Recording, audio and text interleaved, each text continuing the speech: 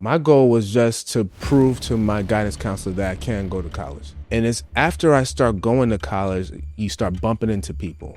And I bumped into a man called Dr. Metters, PhD from Yale, black man. He's successful, he's a professor, he got a nice house, he got a nice car, he got everything the rappers got, but he's doing it with his mind. So I'm like, yo, this is fascinating. Subconsciously, I probably was trying to be like him. He's a professor, I want to be a professor.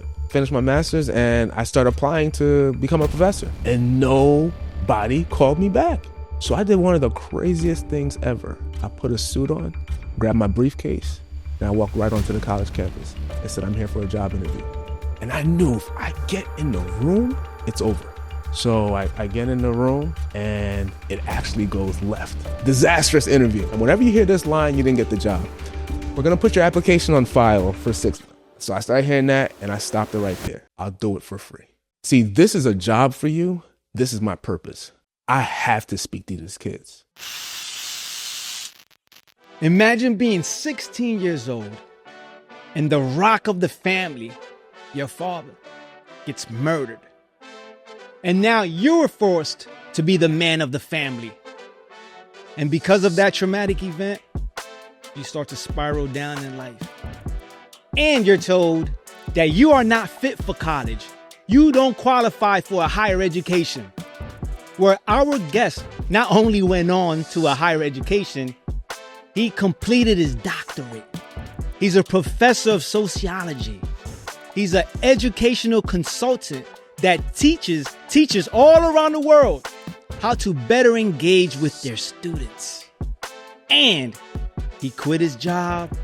He's now an entrepreneur, motivational speaker, and an author. Please welcome Dr. Tank. Peace and power, bro. Appreciate you. Thank you for the invite, good brother. Man, it's such a huge honor to have you. No, I am humbled and I am honored to actually be on your show. I'm a huge follower of your platform. I watch your show all the time, and to be a guest here, I'm very honored to be here, man.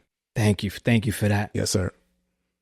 Let's talk about that phone call, bro, that you received when you were 16 years old. Yeah, so I used to work for my dad, and actually my brother received the actual phone call. I was right next to him. And then the individual kept calling and the phone kept ringing. And finally, on that third call, my dad walks in and my brother picks up the phone and they ask for a cab on Bergen and Rose. And I'll always remember that address because that corner that they're asking for is actually a cemetery. So when my father went to pick them up, he gets murdered at a cemetery. Whoever these individuals are, still not caught. But that traumatic experience actually shaped the rest of my life. Wow. How did it shape your life? It took me to a dark, dark place, man. My dad was actually a pastor, a senior pastor. And he was like a formidable force in our life, meaning that he's a modern day dictator, meaning that there was no democracy in the house. Whatever my dad said went. And so when you remove that piece, you don't know yourself. You don't know, because everything you knew about yourself is really directed by him. So when that gets removed, I have no direction. And so I start spiraling. I start doing what I thought was cool or hot. And so I started trying to find myself by doing everything that I saw my friends doing.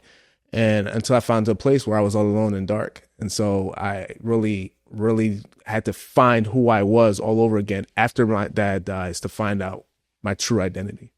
I just want to say my condolences. Oh, I know that happened when you were 16 years old, but it's still a tragic loss to this day, nonetheless, especially since they haven't found the people who murdered your pops. Correct. Yeah. But I actually believe everything happens for a reason.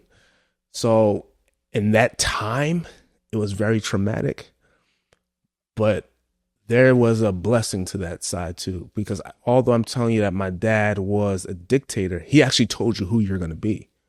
So he told me I'm going to be succeeding him as pastor, and I had no desire. And if he was alive, there would be no Dr. Tank.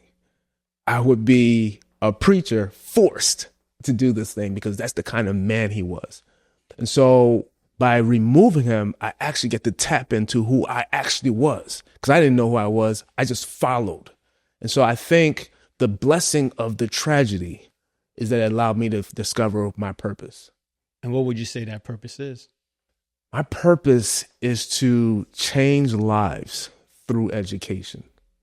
Take me anywhere in this country, any inner city area. Newark, Elizabeth, LA, Detroit.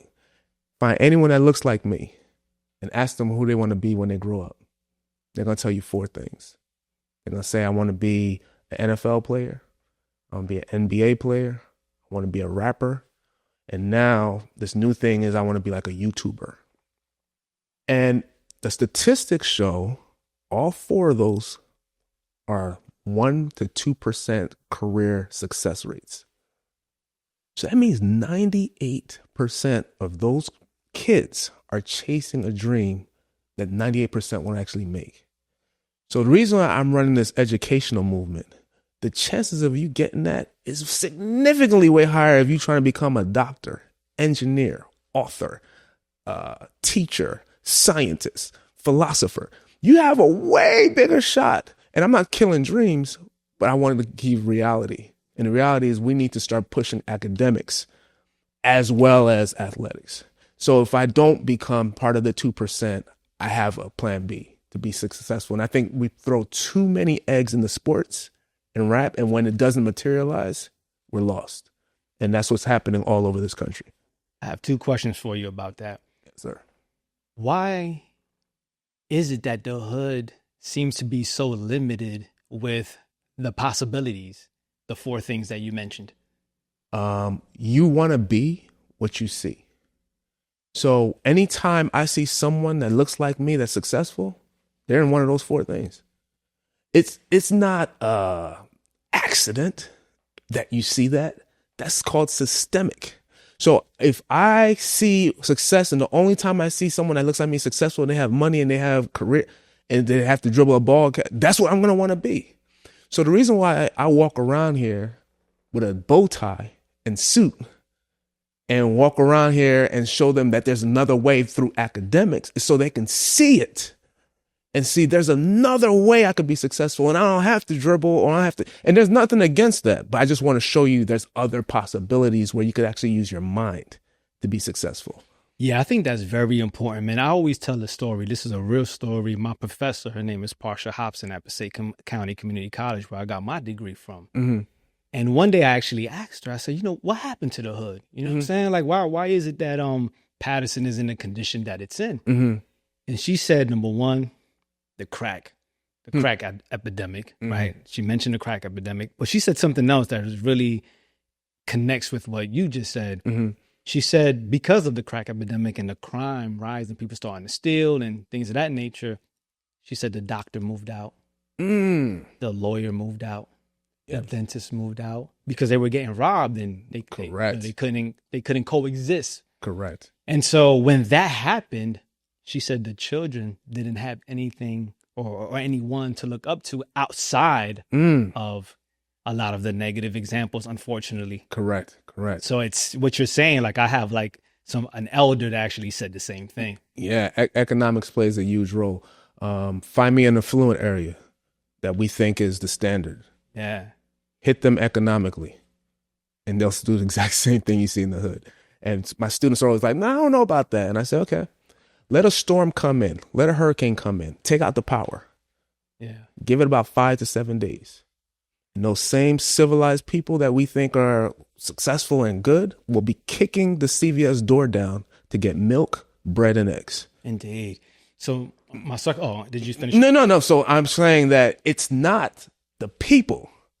It's the situation you put them in that then brings the behaviors out, which is actually sociology. Indeed. And Yeah. I see that because when you have hoods that are predominantly white, but they're hood, you see a lot of the Same averages. Absolutely. Yeah. So, Right. so it's no respect of race. Right. It's Yeah. the condition. It's the situation 100%. that breeds Yeah. that type of thinking and doing. Mm-hmm. So I read a book a long time ago, maybe 20 years ago, Mm-hmm. called The Miseducation of the Negro by Carter G. Woodson. Yes.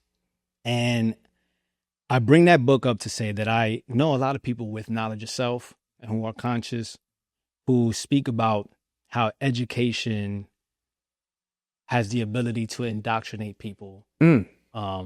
people of color, right? Mm-hmm. Black and brown people, Mm-hmm. to start to hate themselves because of what's being taught in the public school system. Correct. And I know a lot of your educational revolution engagement teaching Mm-hmm. is respecting diversity and whatnot, right? Oh, yeah. So how are you able to marriage the two, but where you have this education that has a possibility to indoctrinate you, but then at the same time expressing one's diverse way of thinking through cultural and the melting pot that exists in America? How are you able to connect and marry the two? Yeah. If you look at anything in this world, it has evolved from the way it was originally built. So if you look at the cell phone, remember how the big thing used to be? You look at the cell phone now. You look at cars. But education is probably the only thing. If you pull back to the 1800s, you look at a classroom in the 1800s. You look at a classroom right now, physically still looks the same. And if you do more research on that, when it was designed, it wasn't designed for anybody but one group, white males. So it was designed for white males and by white males. And so what I do is called culturally responsive pedagogy. That's a fancy way of saying I bring diverse culture into the curriculum because it wasn't designed for minority students. And so if you look at who we're taught, the histories we're taught, George Washington, Christopher Columbus, Napoleon, and the only time we're mentioned as African Americans is slavery. But who were we before slavery? Did they actually steal slaves, or did they steal engineers, doctors, teachers, and made them slaves? And so what my work tries to do is try to get the education around who were you before you were enslaved. And I think whenever you can get someone to have pride in who they are, education opens up. I think the reason why so many minorities are not engaged in the current system, because we don't see ourselves in it. And so the reason my work is so important is that I'm trying to now diversify a curriculum that wasn't designed for minority students. You know, I'm a byproduct of exactly what you said also, because it wasn't until I got knowledge of self, right? Not in the school system, though. So you're bringing it to the school system. Correct. Outside through the nation.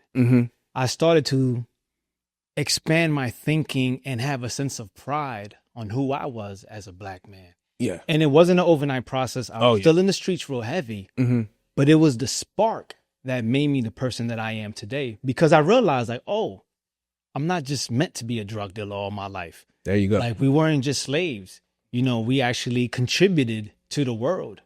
And so I think that it's vital to, and if you're not one of us and you don't experience the difference, you may not get how important it is. And I think that in today's system, the view is so skewed. Well, maybe not skewed. It's just, you don't know what you don't know.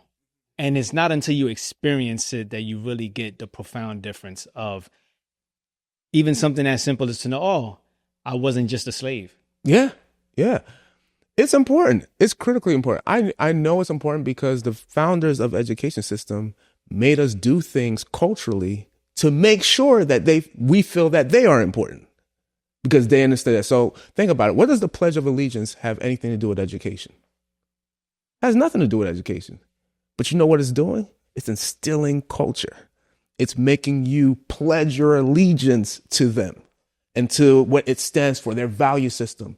But have you ever learned anything that made you want to pledge your allegiance? So that's why I'm saying this is important. They knew that if you want to conquer, you take their culture away. And now all's left is to honor their culture. So what I'm trying to do is bring back the culture, because if you know how you could change someone, tell them they come from greatness. If I told you right now that your history and found out you actually come from a family of billionaires, your great grandfather was an emperor. Do you know if tomorrow you will never look at yourself the same in the mirror? No matter if you try, you're going to see the same guy different the next day because you have something of pride in you now. I think what's missing is every time we talk about us, it comes from a deficit lens. It's always we were enslaved or we were picking cotton, and there's nothing of pride. And so now that affects me wanting to engage in the education process. You know what else that did for me too is if I knew that I came from billionaires, to use your example, that gave me a little bit of hope. And maybe I can be a billionaire. Yeah. Oh, it's possible? You mean people like me, my own family did it? So maybe I can do it. Yeah. Yeah, so I definitely get it. I want to, so I'm going to, because man, you're so multidimensional. I just want to say this. Yeah.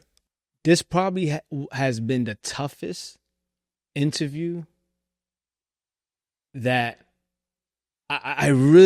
it's been the toughest for me to prepare for. Wow. And not because of anything negative, but you're so multi-dimensional as a man. Wow. You have so many great qualities and positive aspects of what you're doing that it was tough for me to, I could have came from so many angles. You know what I'm saying? So what I realized is like, you know what? He just has to come back. Yeah, brothers. It'll be my honor. Indeed. Yes, sir. So Yeah.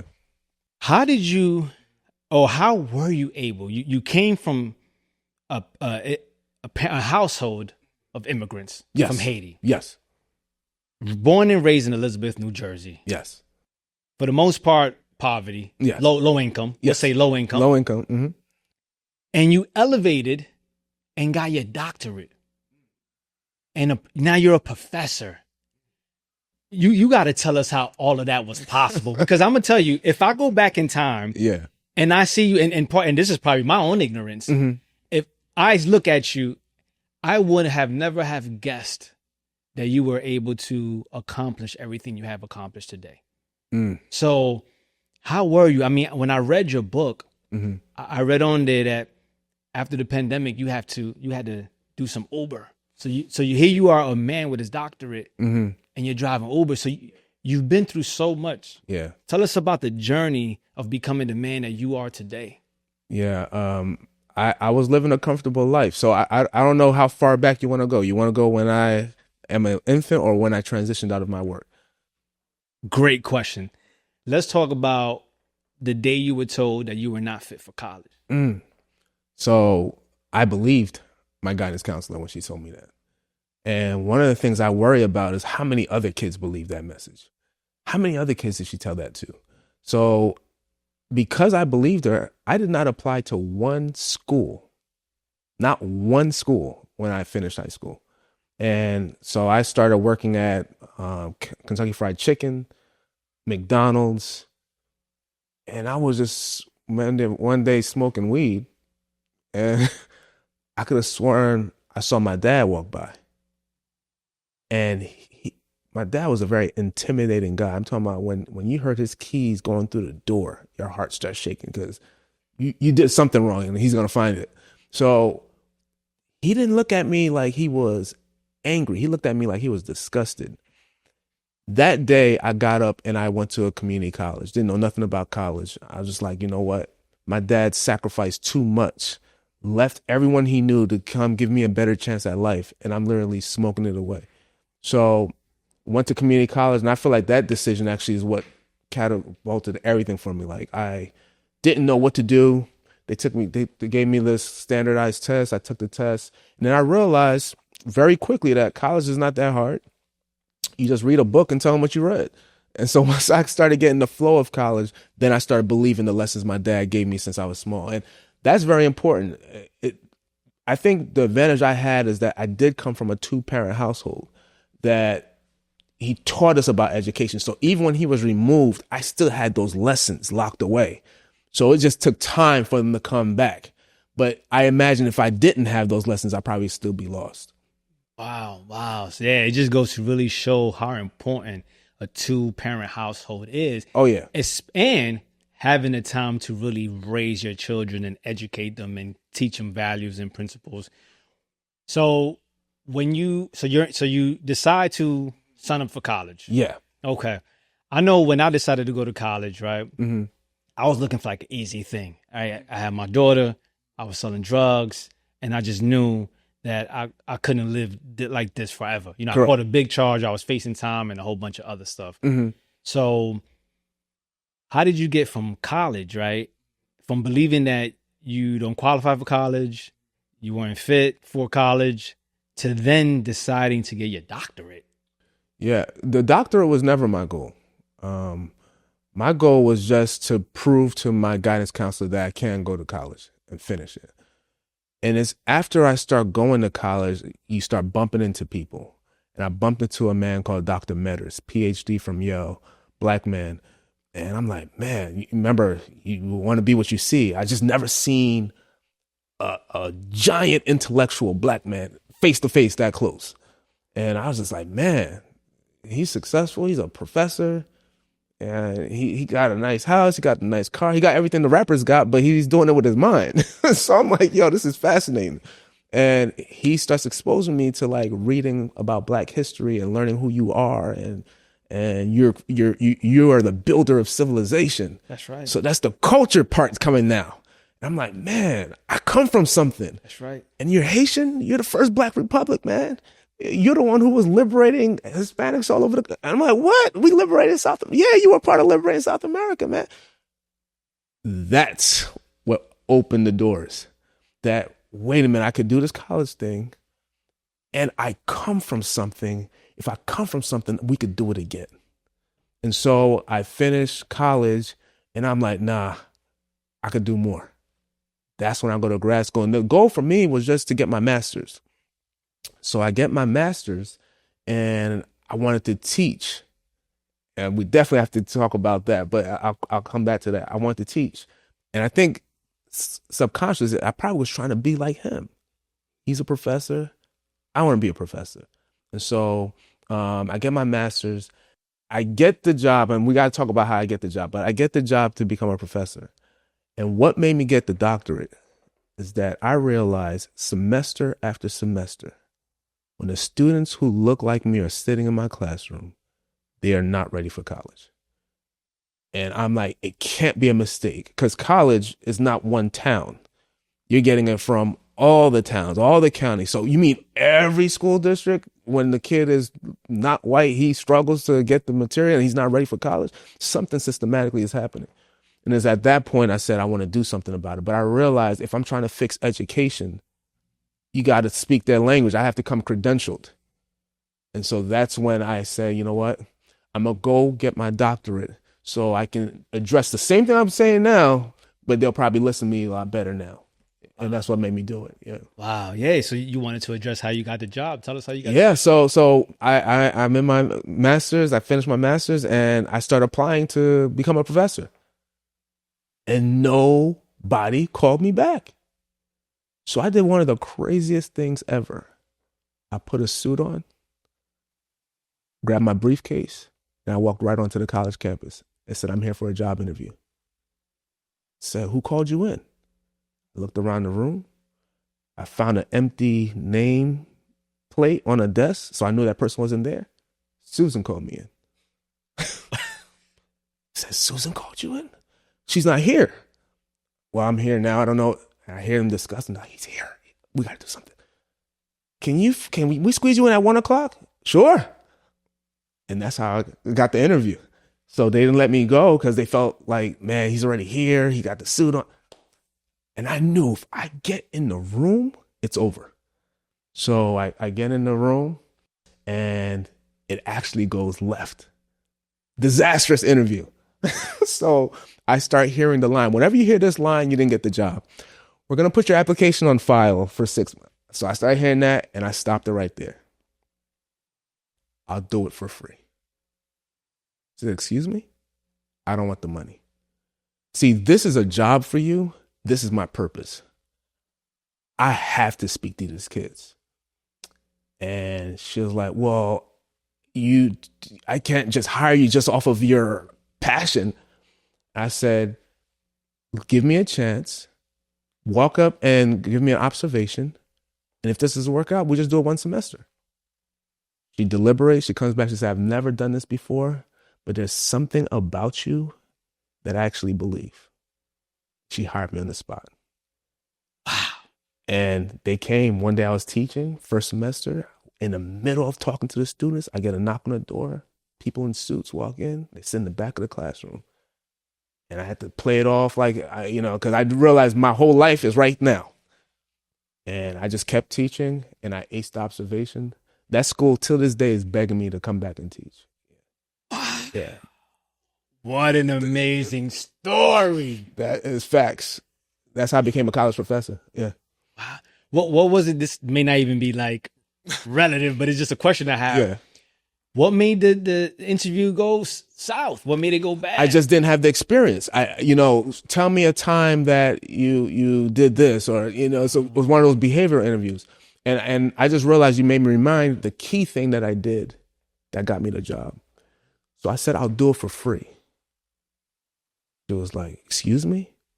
I said, I'll do it for free. She was like, yeah, I know your passion. I said, hold on. And I opened my briefcase and I pull out the syllabus for the class I don't have. I said, there's the syllabus for the class I will be teaching here next semester. That's when she lost her mind. She says, so you built a syllabus for something you don't have. What was going through your mind? I just knew this was it, man. Tank, this is it. This is your life. If you get this, your life changes. If you don't, I had one opportunity, one shot. I had to go all in. And I had no other way I couldn't fail. There's no plan B. It's only plan A. And with that mentality, I wasn't leaving out that office without that job. Wow. That's amazing, bro. I mean, that is really, that was really courageous of you, right? How did you build that type of courage? And can that courage be taught? Can it be developed? Like if somebody doesn't have it? That's a good question. I think you can be mentored to build that, but I think it's really innate. I really attribute that to my immigrant background. I have a high respect for immigrants because I've seen my dad. My dad had nothing when he came here. Nothing. There's some myth that said he didn't even have a suitcase. He believed that much in America.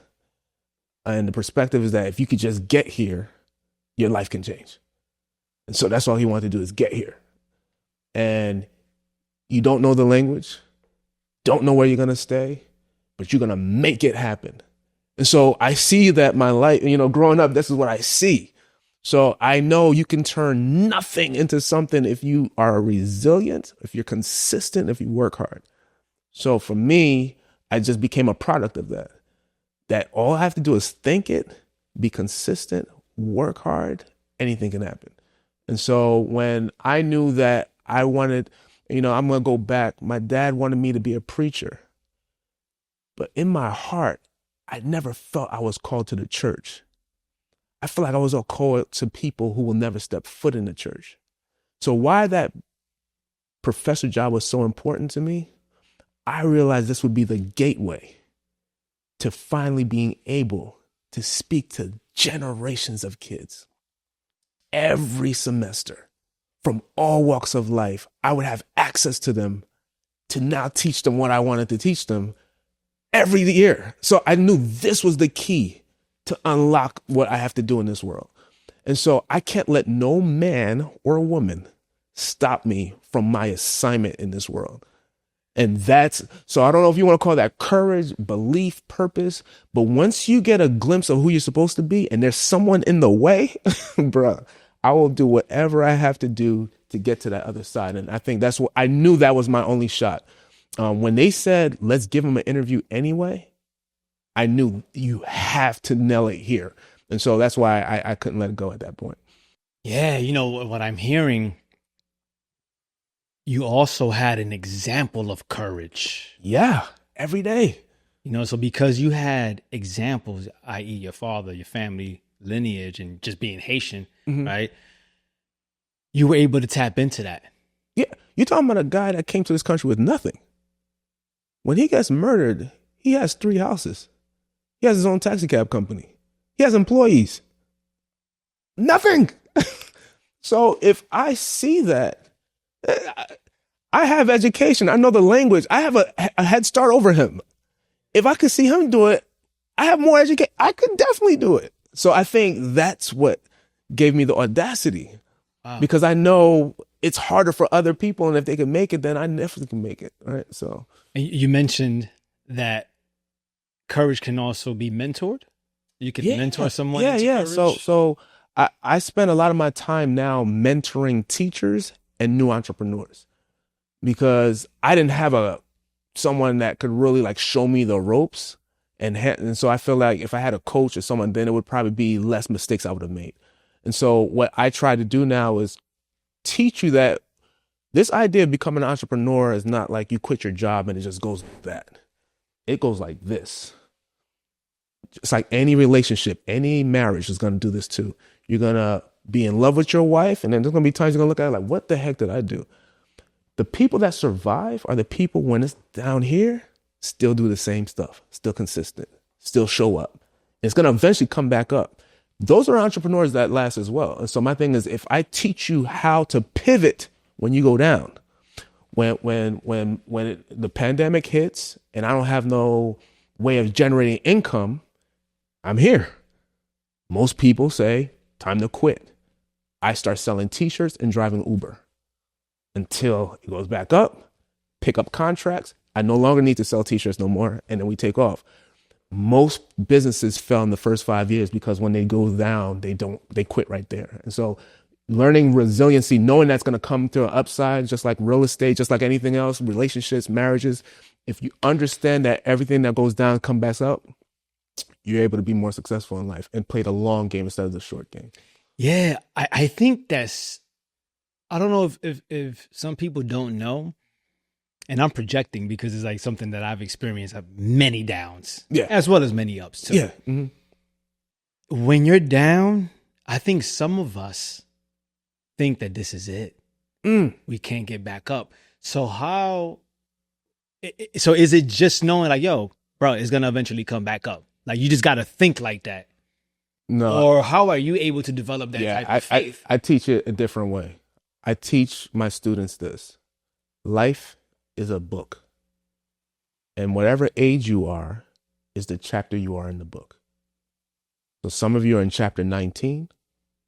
Some of you are in chapter 25. Some of you are in chapter 46. The problem most people make is they think the chapter is their life. So in chapter 16, your dad's going to get murdered. And some people quit, close the book, and I'm out. Not knowing in chapter 40, you become a doctor of education. You have to keep living through the chapters. And if you live through the chapters, it ends well. Too many people are quitting when they have a bad chapter. And that's what's happening in our community. What has been your biggest struggle or biggest obstacle in your life? I know you've been through some things. Biggest obstacle, I would say, as in my life, I would say I had to change my mindset of when I became a full-time entrepreneur. I think when most of us go into it, we think that our friends and family are going to be our biggest supporters. And it's actually going to be strangers. Friends and family likes your post. Strangers give you contracts. And so once I reversed and started putting pressure that you know me from the ground up, you should be supporting me, and stop trying to do that and stay in my lane and start trying to actually do that to people who actually don't know me, changed my whole business model, right? And so I don't know you from a can of paint. Look where we're at right now. But sometimes we put that pressure on our cousins and our brothers, and we want them to be calling us. And I know friends for 20 years that got a podcast just like you. They never called me once. They like my posts. They comment. But it takes someone who believes on me from afar to say, I want you in my studio.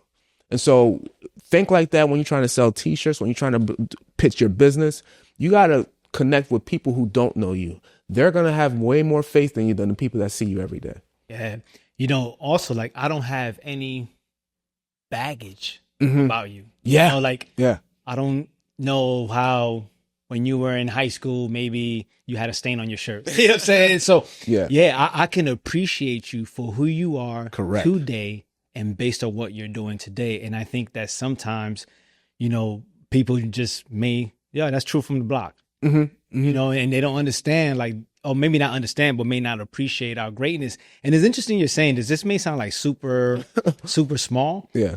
But on TikTok, I saw that someone saved one of my videos and posted it on his feed. Wow. So when you go to his feed, you see one of my video speaking. Wow. And I felt so honored, bro. Like, yeah. And immediately what I thought, and I had to get out of that negative thinking, Mm-hmm. I was like, I got people I grew up with, bro. People I had wars with. Yeah. That never reposted a quote of mine, a picture of mine, Yes, sir. let alone a video. And I don't know this person from, like you said, a can of paint. Yes, sir. Yes, sir. And I was just like, I just had a moment, and I was about to be, I'm almost embarrassed to say this, but I'm a beer. I was about to be petty, like damn, people who don't, yeah. Who don't know you, but I was like, nah, bro, we not doing that, bro. Yeah. We ain't on that chatty patty stuff, man. Let's just appreciate the moment. You know what I mean? So man. I'm with you. And it just seems, I've read over 400 books on various topics, and it seems like that is an entrepreneur universal thing. Yeah. That all entrepreneurs say. Yeah. The scriptures say a prophet's not accepted in their own home. That meaning that when we see you, we saw you grow up. As a matter of fact, not to go too spiritual with you, but that was the problem with Jesus. They're like, you can't be the Messiah because I seen you when you were 3. You were running around in Galilee. You can't be this guy. And it's only strangers who will only evaluate you based off of what you actually do because they don't have the contextual background. Right. And so once I did that, I forgive those who are close to me that don't know. It's all right. But we're going to build with those who don't. Right? Yeah. Well, listen, for those people, you're lost. For sure. Yeah. My daughter, right? She goes to Temple University. Nice. And she has a question. She wanted to know, yeah, how were you able to manage your life responsibilities and the sacrifice of time and relationships while you were accomplishing your doctorate and so forth? It's very hard. It's very hard. Nationally, it's about 50% divorce rate, just regular relationships. When you try to do the doctorate, it jumps up to like 75, 80. So a lot of marriages are broken up during this time because of the time it takes to study, to write. And so I told my family that I'm going to do something that's going to probably change the trajectory of our lives, but I need to sacrifice. So I need you to give me 1 to 2 years of sacrifice. And then once I come out of it, I'll be the best dad, best husband ever, right? And what I tried to do is I built out the schedule that I would make sure that I eat dinner with the family. And then once dinner's over, when they all go into bed, I'm in the office studying and writing. So I had shorter nights, longer days. And while I'm going to work, I caught the train so I didn't have to drive, so I can read while I'm on the train and write while I'm on the train. Whereas I tried to find every little time. There's a saying, while everybody's sleeping, you're working. And that's kind of what I did. I tried to, because we all got the same 24 hours. So I had to figure out, how do I maximize this 24 so I can still spend time with my family, but still get this job done? So I got to cut things that everyone does. I got to cut it down. So sleep. Do I really need 8? Can I do it with 5? People transport to work. Can I cut into that time? So I started adding that to get the time back so I can spend the time with my family. You seem like a fit man.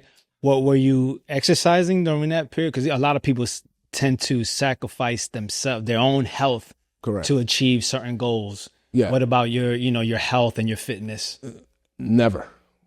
All right. So the hardest workout in the gym is called consistency.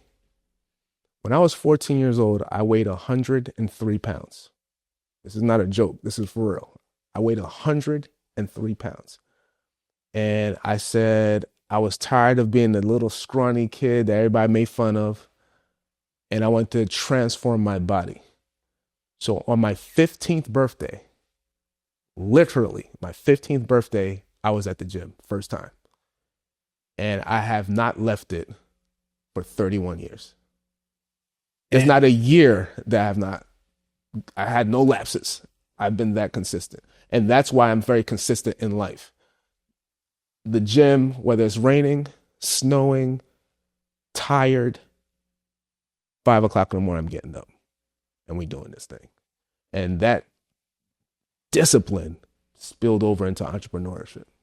Bruh, people, there's a rapper named Stick. You ever heard of the group Dead Prez? Yeah, I love them. Me too. It's my favorite. One of my favorite love groups. them. So Stick, one of the artists, Stick Man, is M1 in Stick, right? So Stick, he says, you'll be surprised how much you could learn from a dumbbell.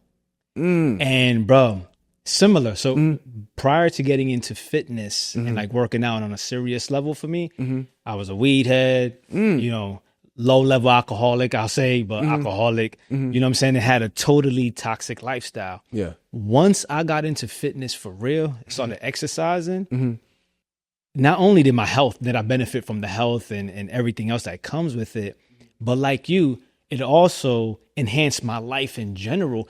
People don't understand that when you really commit to a workout regimen, you know what I mean? Like, as not to fit in a suit for your man's wedding and then you go back to your old weight, but like serious, it really does prepare and structure you in a way that I say, like, you know, not to sound redundant, but just helps you perform better in life, period. Your mentality is different. Everybody I know who's serious about the gym, the mentality's different. Oh, yeah. Our mentality is just different. They tend to be more disciplined. They tend to be more productive people. Yeah. I mean, you know, and I'm not saying you have to be productive or anything. I'm just saying that the people that I come across, they tend to be that way.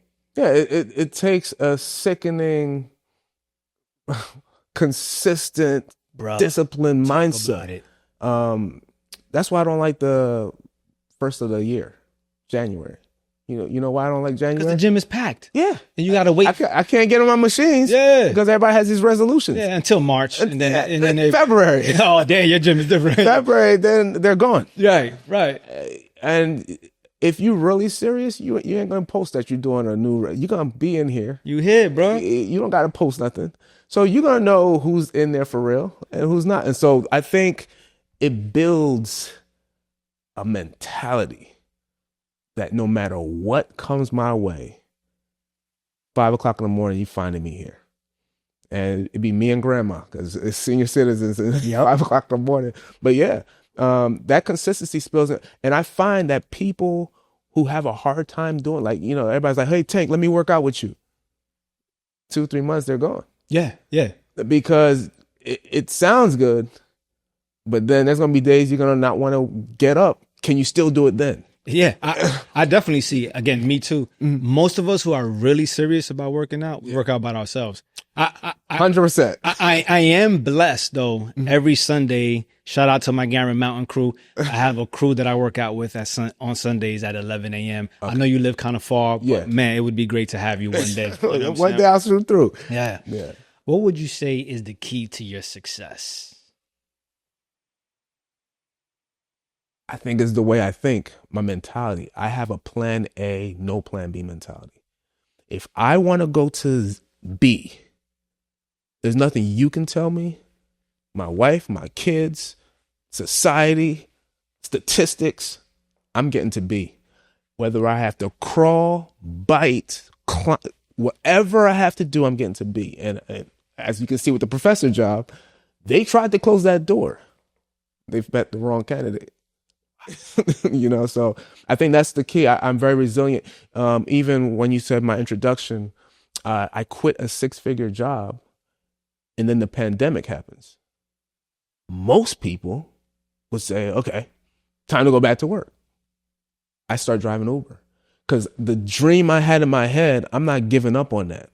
And the pandemic changed it. I just got to figure out a way but there was no part of me that's going to retreat back. And so my thing is, I figured out a way. I started pivoting. I started doing anything, selling T-shirts. And I don't even sell T-shirts. I learned it. Whatever I have to do to get to plan B, I'm getting there. And I think that's what separates the men from the boys. Wow, that's powerful, man. You mentioned that you also had to shift your mentality when it comes to hard work and money. Yeah. You know, you mentioned how you had to shift that. Yeah. Tell us more about that. Yeah. So I thought the way to be successful in life is the way you be successful in the gym. You gotta be hard working and grinding. But then when I look around and as I'm moving up the ladder and being around people that are successful, they don't grind like us. I'm like, but how are they successful? And I'm finding out they're trying to think of ways to work less and make more. So what they told me, some of you are chasing money. We chase time. Time is way more important to me than money. And I just didn't get that at first. But now, yeah, I'm not trying to speak at every school in America. Every 2 weeks you see me flying. Nah, give me 12 good contracts that make as much as 300 contracts and let me be home. Most of my work is home. I leave the house maybe once a month, but I've tripled what I've made working in corporate America, working 50 hours a week. And so I'm starting to learn time is way more important. I used to get up and cut the grass and shovel the snow. I don't do that no more because I counted the time. It took me 5 hours to do the leaves. How much am I worth? How much do I make people pay me to speak for 5 hours? Do that grass cut? No. I'm going to pay this dude $30 to do that. I'm going to keep my 5 hours. Change my game. Change the way I think of business and money. And so now I work less. I might work 8 hours a week, but I'm doing really well. And so that's the stuff that I'm trying to teach my children. We were taught the game backwards, and we're killing ourselves. And if you look around, they're not. Yeah, so that's the game I'm trying to play now. Powerful, powerful. You know, as a father yourself, and you know, you had your father in your life. Yes. I believe one of the biggest plagues in our community is the lack of men in the household. Would you agree? Yeah, I'm a firm believer in that. Yeah. Indeed. So what message do you bring to other men when it comes to marriage and being in the home? Because you're doing well, you're an entrepreneur, you're educated.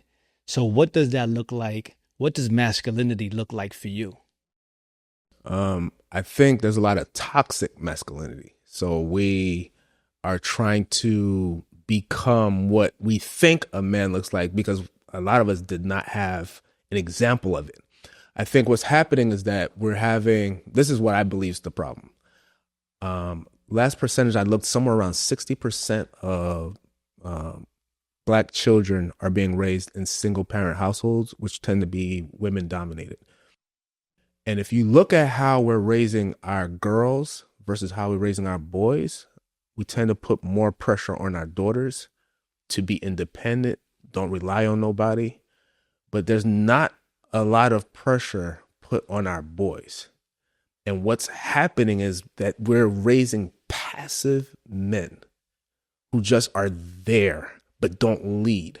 And so what I am saying is not only being present, we need more active, present men in the households.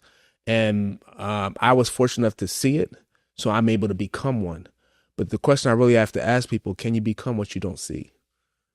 And so I try my best to kind of show young men what it looks like. It's not just making money, but it's also giving direction, giving things to aspire to.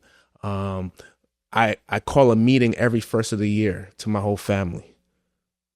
All of you need to give me your physical fitness goals, your academic goals, your financial goals, your mental well-being goals before we start the year. And then quarterly, we meet again to see how we're doing. Things like that's missing. And I think that's our role as men in the household. And then when that's not there, and no knock on our women, they're doing the best they can do because they have to play these dual roles now because we're not doing what we need to do. But that to me is the beginning of the problem in the community, that we're absent men. And then when they are in the house, they don't know how to do that. And so they become just passive guys, just there. All right. And then the other thing, which is kind of off topic, but I preach it anyway. We got to stop putting everything in our girls' names. Like your car's in her name, the apartment's in her name. You need to put stuff under your name so that way you can have some kind of say so how things go here. You can't be telling me you're trying to lead and you don't got nothing. So there's some things that we have to put in our house in order first. Just because you are a male don't mean you're a leader. So you got to fix your house. And then once you fix the house, then restore your role as the leader in the household. That's my I love thoughts. that. Mm-hmm. I know you have an older brother that unfortunately got into some trouble in his younger years. Yes. And you also reference the school to pipeline, the school to prison pipeline. Yes. Right. So would you say that it was your brother's choices that got him to prison, or the school to prison pipeline theory, for lack of a better word, that got him to prison? That's a good question. Because I'm an educator, I'm very critical of the education system. So I'm going to start by saying I think it's school. And let me explain why. Schools and prisons give you an identification number. You're no longer Pete Smith. You're really 1, 2, 3, 4, 5, 6, 7. School and prison tells you when you can eat, when you can go on recess. School and prison tells you to walk in straight lines. School and prison gives you this structure, and you lose your autonomy. You lose who you are. You lose your creativity.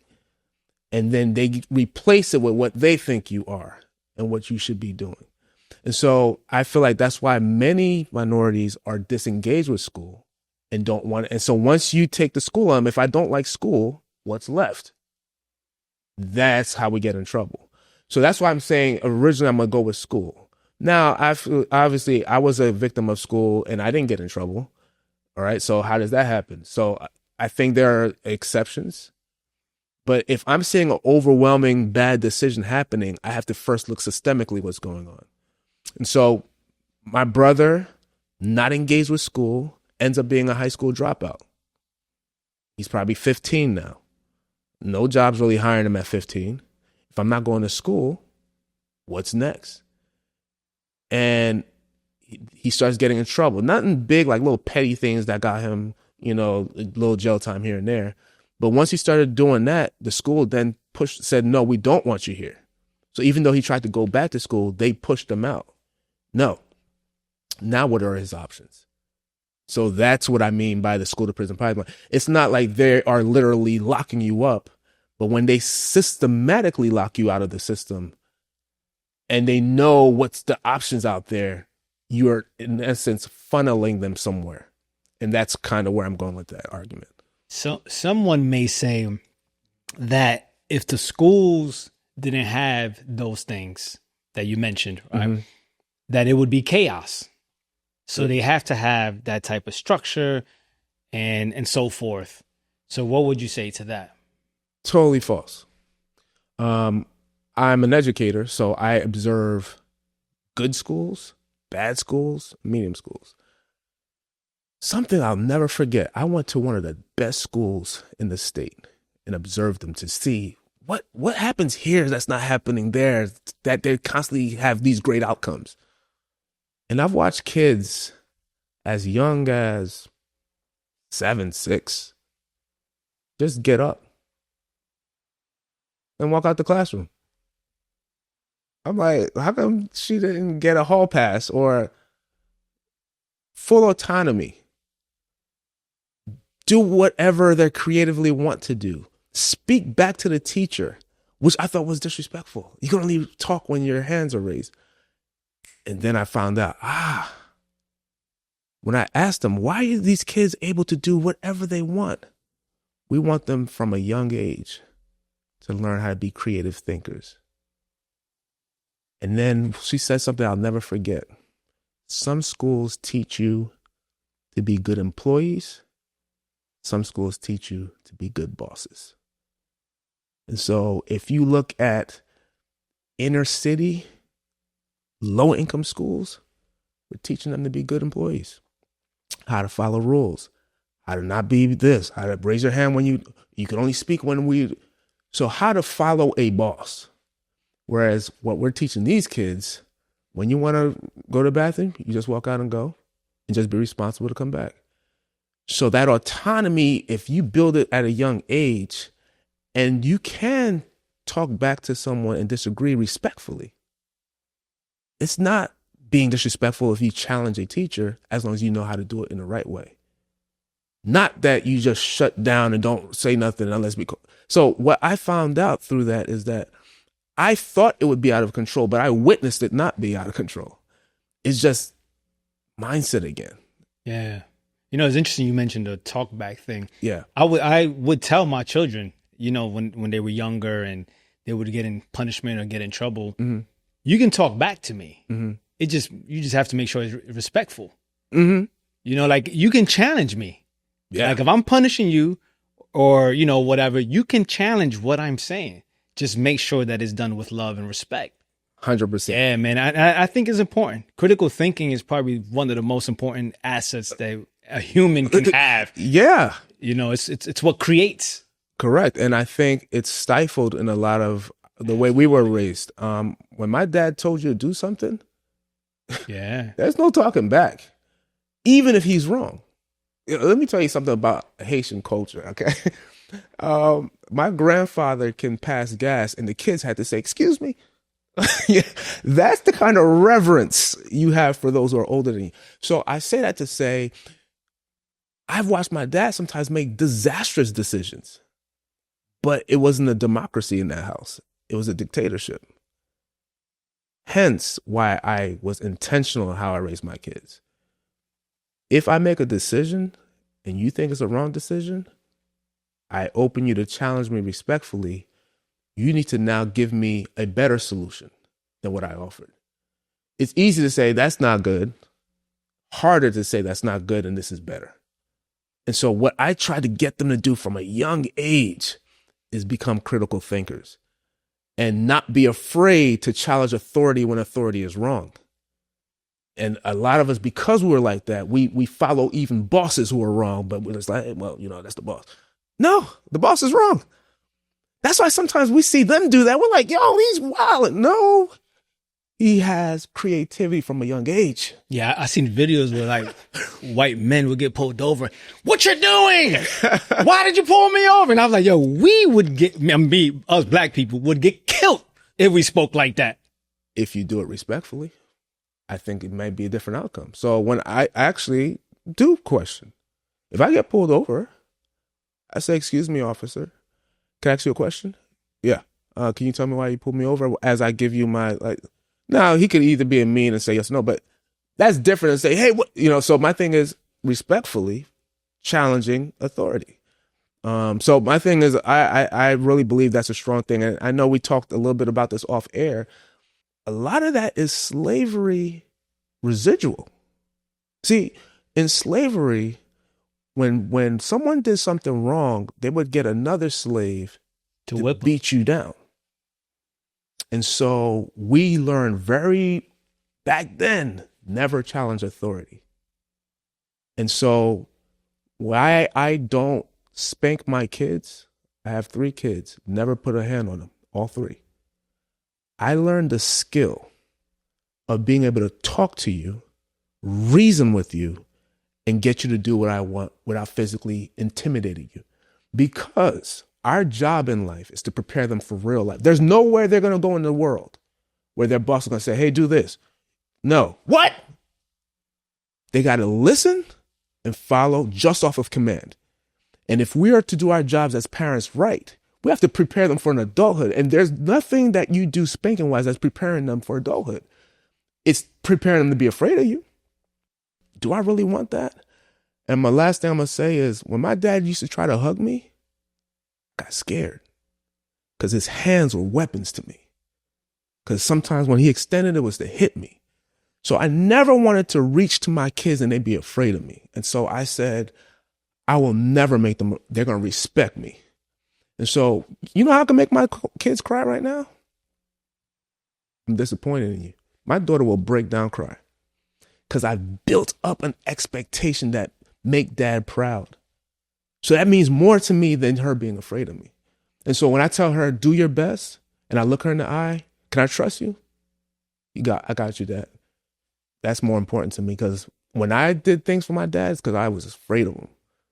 And I never wanted that myself. So I just wanted to kind of talk about why that changed even how I approach discipline, because I can't hit my employees, but they follow me. Wow. So you developed the skill of communication. Yeah. Inspiring people to want to do right versus afraid to do right. So when people say, what's better, fear or respect? I'm assuming you would say respect. I would say respect, but fear gets you results. When people are afraid of you, you can get results out of that. But you know it's a problem? When you're not there, they won't do what you're saying. But when they respect you, even when you're not in a room, they'll probably do the right thing. You know, it must have been challenging for you growing up with your dad. And respectfully, I say that. And the reason why I say that is because, so he had these traumatic behaviors. Yeah. Right? That impacted you in a negative way. Mm-hmm. But also, I read in your book that you also revere him and say things like he prepared you for the outside world. Yeah. You know, talk about what that experience is like, and also what does that mean to prepare you for the outside world? Yeah, I think too often when someone does something wrong in this cancel culture that we live in, we like to throw the whole thing out. I am blessed enough that I can still take the meat and leave the bone. So he done some traumatic things, but he's also done some amazing things. So what I did is I took all the traumatic stuff and said, I will not make this a generational problem in my family. So I will put this to the side. It served. He did the best that he could because that's what he saw my grandfather do to him. So he just tried to do what he saw. Actually, that's why most people do what they do. Most people you repeat what your parents did. Most people believe what their parents believe. If your parents are Muslim, you're Muslim. If your parents are, so we just become repeated versions of our parents. But I think we should also take what's good and leave what's bad. And I think that's what's worked for me. My dad, although he did a lot of things like that, he was disciplined. He was a visionary. He was an investor. He was no nonsense. He said what he meant. He took nothing and made something. I can't leave that away. So I took all that and incorporated that in my games. And I think a lot of the things that I do now is really emulating from what I saw him do. You know, but why is it that so many people, though, they would take, and I know you did have a point in your life where you spiraled down. Yes, right? yes. You mentioned that in the book and everything. Mm-hmm. You don't shy away from admitting that. Yeah. But some people get so consumed, like you have like grown men in their 50s, 60s, 40s that are so attached to the negative things that their parents did that it's almost like they feel like they can't move on. Oh. All right. Or get over it. Right. So what is it about you? So I get it, right? That you are able to just take the meat, leave the bone alone. But what's actually behind that even allows you to be that type of person? And why don't more people do that? I think I benefit from being an educator. So a lot of things we talked about today is all sociology. And I'm a professor of sociology. So I teach this. So I learn by learning how sociology is all about human behavior. Why do you do what do you do? Why, when you get on the elevator, you don't stare no one in the eye? Why, when someone cuts you off and we get at the red light, they're not going to look at you? That's the stuff I study. Why do you do what you do? And once you start learning why people do what they do, you start having more grace. I'm not mad at him. He did that because my grandfather did this to him. And so he thought this is what love and dad is. This is what fathering is. But I know better. So why would I repeat that? Let me show my kids what real father looks like. So that way my grandkids know what a father is supposed to look like. You get my point? I love that. Yeah, you took education, and it wasn't just a job for you. It was also a form of personal development for you. Bro, I was getting therapy while I was learning. I started understanding why I am the way I am, you know?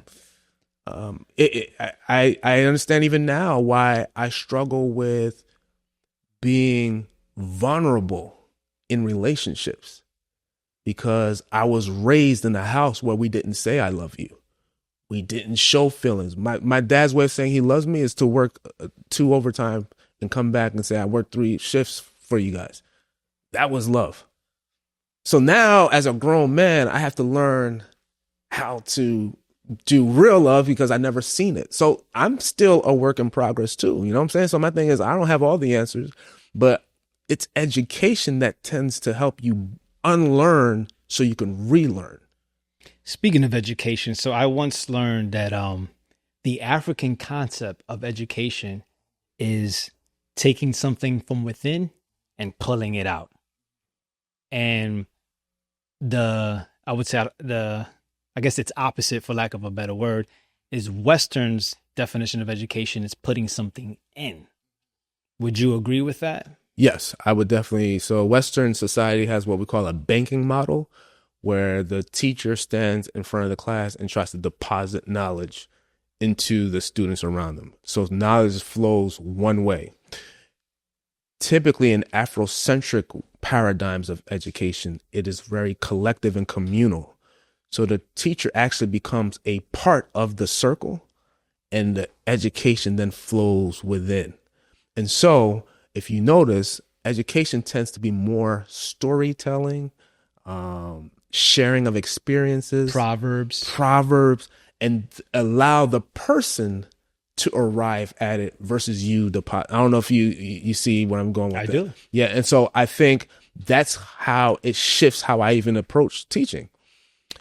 I teach in a very Afrocentric way, and that's very different from my students, but they love it. And what we do is I tell them that I'm not the sole person that's going to share, because there's things that you experience that I never have, that I need you to contribute in this learning space so I can get educated as well. So every semester I come to learn just like you guys. You're my teacher. And they're like, what? And so it's a different way to educate and to approach education. And that's one of the things I'm bringing with Tank Educates LLC. So let me ask you, what did education pull out of you from an African perspective? What did it pull out of me? That's a good question. I think what I said earlier, it showed me a lot of things that I do not know. So the unlearning to relearn is what I think it taught me. Even now, people are like, yo, you got your doctorate of education. And there's a quote from Confucius: he who knows, don't say. He who says, don't know. So that means when you start learning, you start realizing how much you don't know. You actually start becoming quiet. You don't feel the need to always talk. You become a better listener. People that you find always got to have the mic and all, they don't know.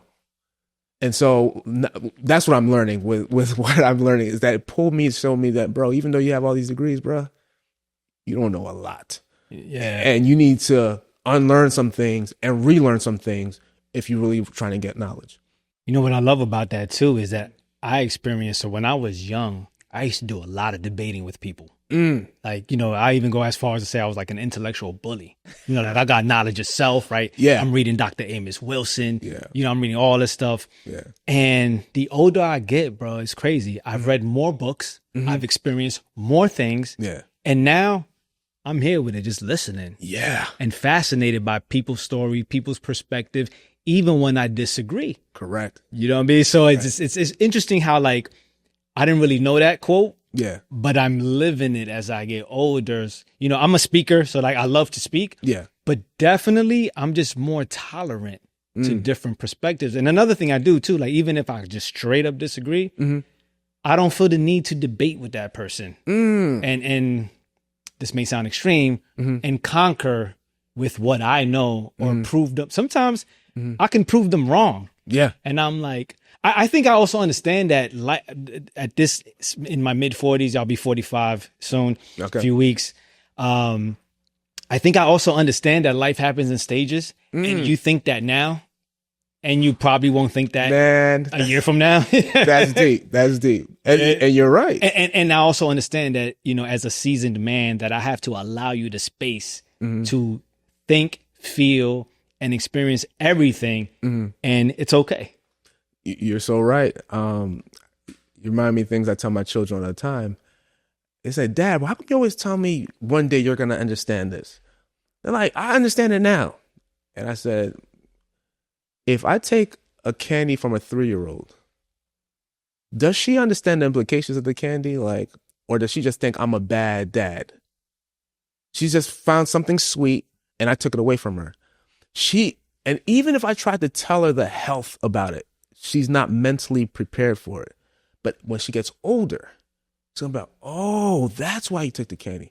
But I can't reason with her at 3. That's what a lot of us do sometimes. The person's at the stage of the 3, and you're probably at the stage of a 25.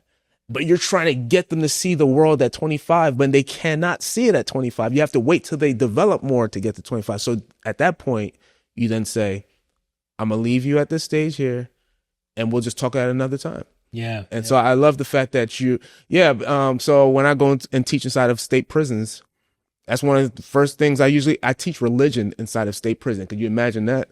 So everyone feels like they got the truth.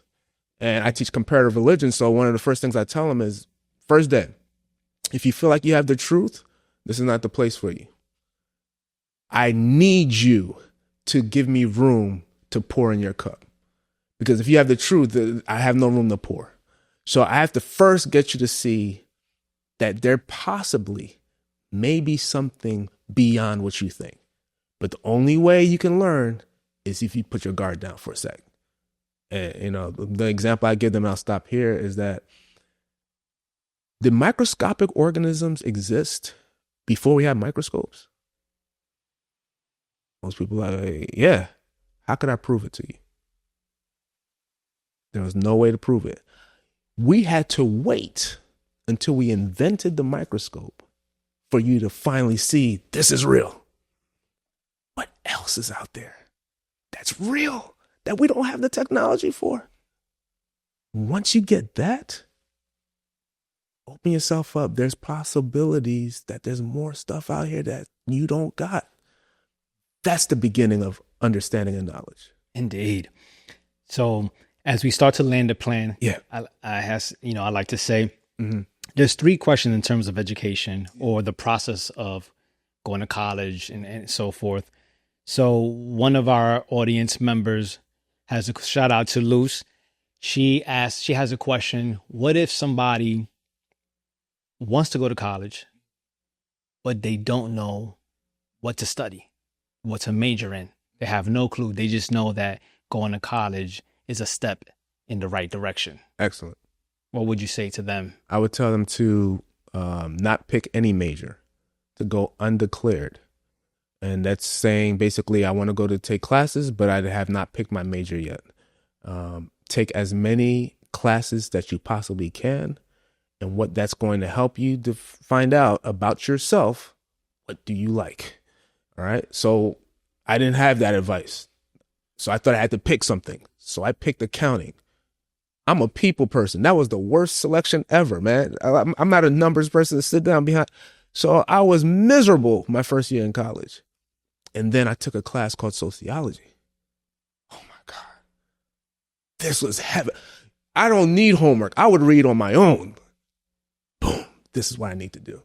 And so if I had taken undeclared, I wouldn't have taken a bunch of accounting classes that I now could not use towards my sociology degree. So I just wasted money and credits. So go undeclared, take as many electives as you possibly can, fill out different classes, and then you'll find your lane. Love that. And how can someone, what are the habits? This is another audience member question. What are the habits that a student needs to have to be the best version of themselves or the best student possible? I would say the amount of credits you take should be the amount of hours you should study. So if you're taking only a 3-credit class, minimum, you should be spending 3 hours a week studying. If you have 12-hour credits, you should be in there 12. 21? So if you do that, you'll never fall behind. You'll probably be ahead. I think what we do is what we've done in high school. We don't study, and then we cram the day before the test. And then that's just not a long-term strategy. You'll get some wins, but in college, you'll get exposed. And so that's what happened to me. My first GPA was 1.7. All right. I got exposed because it worked in high school. And so you got to put the time in, man. I'm a wrestler, and my wrestling coach would always tell me the mat will expose you. So if you mess around in practice and I don't catch you, the mat's going to. And that's what that means. The results are going to show up when you actually are by yourself on the mat, because I can't do it. I got to stand and watch you now. How's your conditioning? How is your stamina? It's going to get exposed. So if you don't have putting in the 3, the 6, the 12 hours, those exams are going to expose you. Well, I'm going to tell you, man, as a martial artist, I now understand another reason why you are who you are. Bro, wrestlers are tough as hell. Hardest sport in my estimation. I'm not a wrestler. My thing takes everything, mental, heart, physical. The training is gruesome. Listen, we have football players that try to wrestle. They quit in weeks. Bro, I'm a grappler, right? I'm a blue belt Brazilian jiu-jitsu. I don't train as much as I would like to these days. That's the same thing, man. Indeed. When the wrestlers come in as white belts, that's a whole different monster than someone from the street that's a white belt. Listen. Like, so now I'm like, oh, okay. Well, yeah, no wonder he's doing everything. Yo, this dude is tough as hell. And you know what else about wrestling? People can be deceiving. You see a guy with muscles come in there, and it's the little scrawny kid that's going to bend them up to the pretzel. Indeed. You can look as intimidating as you want. Come on the mat. And you see that big guy huffing and puffing after 2-3 minutes, because that guy's conditioned. It's strategy. It's mental games. So it's probably one of the hardest things, but it teaches you a ton of life lessons. Indeed, I love that. There's this young man that I mentor. I won't say his name for privacy reasons. He's struggling in life right now to find his purpose. And he tried the entrepreneur route. It didn't work for him. He's in his mid-20s, by the way. Okay. And so we're like, well, try the education thing, right? That's the solution. Well, school's not for me. It's not. I think, so the person got left back in elementary school. And that experience, I think, scarred him in a way, because he now relates to himself as someone that cannot be successful in school. And so, like, I tell him, like, bro, in Eastside High in Patterson, shout out to my ghost, I was in the slow classes. Bro, my whole academic career was C's and D's. You know what I'm saying? And then I barely made it out of high school. I couldn't even walk. Like, they sent my diploma like in September or something like that. It wasn't until I got to college that I actually thrived. Now I'm, same here. high honors and, what I mean, all of that stuff. So what would you say to someone like that? Someone who's like, oh man, so they tried the entrepreneur route. It's not working. And they think that school's not for them, or maybe they can, he mentions not being able to pass tests and struggling with that. So what would you say to them? I would ask him, did he ever consider trade? Some people are good with their hands, and necessarily sitting in a classroom is not the best environment for them. They like to actually physically do things. We call them kinesthetic learners. So he might be a kinesthetic learner, needs to be actually moving, touching, feeling, And I wonder if that's maybe probably his lane. So the first question I usually ask people, if money and school were not barriers, what would you want to do in life? So, I don't want you to think, well, I don't want to be a doctor because it takes a lot of school. Take school and money out the way. Don't think about them. What would you really do if it wasn't for money and school? Like sometimes we don't want to do things because they don't pay. So I want you to take all that out and get you to really think. And usually when you can answer that question, it'll start leading you what you have to do next. So once I remove school and objects, I realized that I want to help people. Okay, so now I had to figure out, how do I want to help people? So that's when I bumped into education. So I didn't know that in the beginning, but I bumped into it by trying to answer that question. What would I do for free? And once you could answer, what would you do for free? What do you love to do that don't feel like work? Then you begin to figure out, now, how do I get there? Like, what route takes me there? And then that would be my first thing I would tell them to do. You know what's interesting, right? I'll give you a little quick personal story. Wow. I wish I had someone like you in my life when I was in my early 20s, because I went to college late, you know? Mm-hmm. I was catching a whole bunch of charges, and I was like, yo, I need to do something with my life. Let me go to college. And I was telling, all the adults what I think my interest was. And the only reason why I thought this was my interest, check this out. I used to cut class every day. Like they was about to expel me because I would continuously cut class. But you know what class I would sneak back in the building to go into? Sociology. You're kidding me. It was ninth period. I remember my teacher, she was white, but she had an afro. It didn't make sense. But so then I communicated with the adults in my life. Yeah, I think I want to get into sociology. Wow.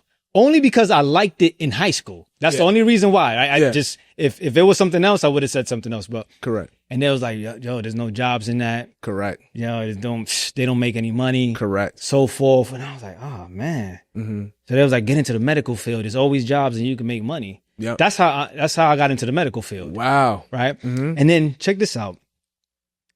During physics class, one of my professors, Mr. Mamatz from Bergen County Community College, I did a presentation and he stopped me. It was like, True, see me after class. I'm thinking I bombed the presentation. He just didn't want to embarrass me. He told me, he's like, yo, I'm not supposed to tell you this because I get paid from the radiography program to teach. You're in the wrong program, bro. You need to be a professor. He told me that while I was in the X-ray program in my physics class. Wow. But I'm in now. I'm already in. You understand what I'm saying? Yeah. And so now, to this day, all the books I read, psychology, sociology, because this is who I am. And check this out. This is even deeper. My wife is a social worker. Oh my gosh. I don't want to say most. That was an exaggeration. Excuse me. A lot of my friends, they're in the social work field. Wow. I didn't choose them. It just happened like that. So it's interesting how you're wired that way. Yeah. Our inner interest, so to speak. Yeah. And now, guess what? I'm thinking about going back to school. Let's go. For psychology. Let's go. Let's social work, counseling, or somewhat. Let's go. Forth. So I just bring that up to say, like, what you're saying is sound. I seriously, I wish I had someone like you in my life back then. And, it is what it is. The X-ray program saved my life. Yeah. It got me something quick, so I was able to leave the streets alone, stop selling drugs, and so forth. So who knows who I would have been if I had to pursue more time in education. Correct. Everything bumps you into your lane. So you're going somewhere right now. It's just you had to go this way to get there. I'm in the chapter of the book. There we go. One thing that I don't want to say one thing. One of the things that you teach your students is to embrace neurodiversity. Oh yeah. Now I know what diversity means, but I've never heard of the term neurodiversity. Yeah. Can you expound on that? Yeah, we're trapped in a world right now that there's a lot of group think going on right now. And groupthink is where everyone is thinking the same way. You have a leader, they said this is the way we're going, and then everyone just hops on board. And when you think differently than that, you're ridiculed, You're laughed at. Sometimes you're even canceled. So what I try to make happen in my classes is to create what we call psychological safety, where every voice feels safe enough to be able to say what they're thinking, and challenge everyone to not ridicule, but to understand the perspective. So not to make this a political thing, but I'm going to tell you one of my assignments. One of the first things I say when we talk about politics and sociology, I want everyone to tell me 3 great characteristics about President Trump. And they're like, oh, I'm not doing that. Everyone has to do it. And by doing that, I'm introducing the concept of neurodiversity, meaning that I don't care if you agree or not. Can you get out of your lane and see something from another perspective? And the more I can make you do that, the better critical thinker you become. Because now you can see things, even when you disagree with it, you can still see it another way. And the more people we can get like that, the better and more healthy the discussions become. I was about to say, if more people did that, it would be a better world. 100%. Yeah, man. That's our challenge. There can't be this one way to do anything. Everyone wants a one way to this and a one way to that. And so I think exposure is a big thing. That's why I'm a big traveler. I think we're now on country 36. Yeah, I travel a lot, man. I want to see the world. And because it forces me to see things a different way. I'll give you one quick example of that. I went to Senegal, West Africa, and they said, hey, it's time to eat. And we went and washed our hands. And then I sat down to eat. And then I looked and I didn't see no forks or knives on the table. I'm like, okay, maybe it's coming. And then the lady says, eat. And I look to my left and right, and everybody's putting their hand inside the plate and eating. If you're ethnocentric, meaning that you believe your culture is right, and I would say, this is disgusting. Where's the fork? I'm in their country. I do what they do. And so I put my right hand in the plate and I ate. And Americans get a lot of slack around the world because we tend to say, this is not right. This is how you should eat. In other people's spaces, that's the power of neurodiversity. When you start learning this stuff, you start saying, hey, it may be right here, but when I'm here, maybe this is right here. And let me adjust because I'm not in my territory. So yeah, I'll never forget that experience. And the first day was weird, but by day 5, I was going in, man, with the right hand. So that's something I always remember, of just doing things that you're not accustomed to, but being open to being able to pivot when necessary. Yeah, I'm very familiar with eating with your hands because one of my favorite foods is Ethiopian food. And so you eat with your hands. You grab the injera and then you grab the little whatever's on your plate, and that's how you eat it. But I learned a rule, at least in that country. You're not supposed to eat with your left hand. Take a guess why. Why? When you're in the bathroom, which hand do you use at the end? Got it. Wow. So they don't want that in the plate. Well, see, I'm glad you mentioned that because I didn't know that. So. Yeah, an outsider might be like, "Oh, that's savage. They're eating with their hands." Yeah. Not even understand there's codes to this. Aha, that's what there's I'm going a science behind this also. Yeah. And what some people don't understand, and what I've learned, the reason why people eat with their hands, they may not even be able to tell you this, but you can go on back. You know, it's once part of it. Your hands have sensors. So when you picking up the food with your hands, you're also communicating with your body about what's happening. And when you eat with especially something like a fork, I heard with a wooden utensil, it's like okay chopsticks? because the energy travels through wood, so you can that's why. But with metal, that connection is split, it's broken. See, I learned something right now. So there's even like a deeper metaphysical meaning behind it. Yeah. And you reminded me of something I wanted to mention about education, which I think that has to be respected too, is like, it depends on where you are. Yeah. So like if you're in the bush, let's say, of Australia, but you don't know how to read. However, you know how to swim and catch fish. You know, if reading isn't something that you actually need in your environment, but you know how to provide for yourself, you're still educated. Correct. There's multiple ways to be educated, man. Yeah, you know, it's whatever. I think, you know, I forgot the Huey P. Newton definition, but just what I think is whatever information you have that allows you to thrive, survive, and grow in your environment, that's education, bro. For sure. And that's why I'm not really big on having one way to be successful in my classroom. Some students are great test takers. Some students are great writers. So the way I structured it, if you're not a great test taker, you can still do well in my class. If you're not a great writer, you can do. So I kind of distribute in a way to try to gear towards the different learning styles. So that way, not only one group is successful, but everyone has a chance. And so that's one of the things I do a lot of class discussions so you can get points that way if you're not a person that's really good with reading books.